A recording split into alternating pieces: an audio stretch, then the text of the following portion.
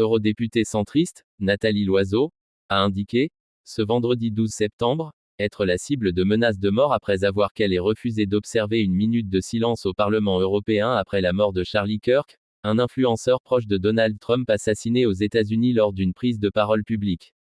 Depuis hier, parce que j'ai rappelé que Charlie Kirk était sans conteste une victime, mais pas un héros, je reçois des menaces de mort, a-t-elle écrit sur X. Ses partisans sont des gens délicieux, vraiment. Les mêmes qui font mine de s'inquiéter de la violence politique et de la liberté d'expression, ajoute-t-elle. Le Parlement européen sous tension. Le meurtre de ce fidèle allié de Donald Trump, touché par une balle au cou lors d'une réunion publique, a provoqué un vif émoi, des deux côtés de l'Atlantique. L'extrême droite européenne, qui cultive de très bonnes relations avec la galaxie Trump, a proposé une minute de silence au Parlement européen en sa mémoire, comme cela avait été fait au Congrès américain.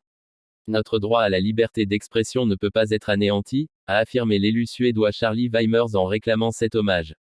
Mais lorsque l'eurodéputé s'est levé pour observer cette minute de silence, il a été interrompu par la présidente de la séance, qui lui a rappelé que cette motion avait été refusée au préalable pour des raisons pratiques. Les eurodéputés de son groupe ont vivement protesté en tapant de façon répétée sur leur bureau. Quand le reste de l'hémicycle a au contraire applaudi la présidente de séance. Interrogé par l'AFP, l'élu suédois a dénoncé un biais du Parlement européen, rappelant que la mémoire de l'Afro-Américain George Floyd, tué sous le genou d'un policier en mai 2020, avait, elle, été honorée au Parlement européen. Charlie Kirk ne méritait pas de mourir, lui a alors répondu l'eurodéputée centriste Nathalie Loiseau. Quant à savoir s'il méritait d'être honoré par notre Parlement, c'est une autre histoire, a-t-elle estimé, en renvoyant vers d'anciennes publications du militant américain, qui critiquait vivement le président ukrainien Volodymyr Zelensky. Sollicité par l'AFP sur cette question, la Commission européenne a dit condamner toutes les formes de violence et présenter ses sincères condoléances à la famille de la victime.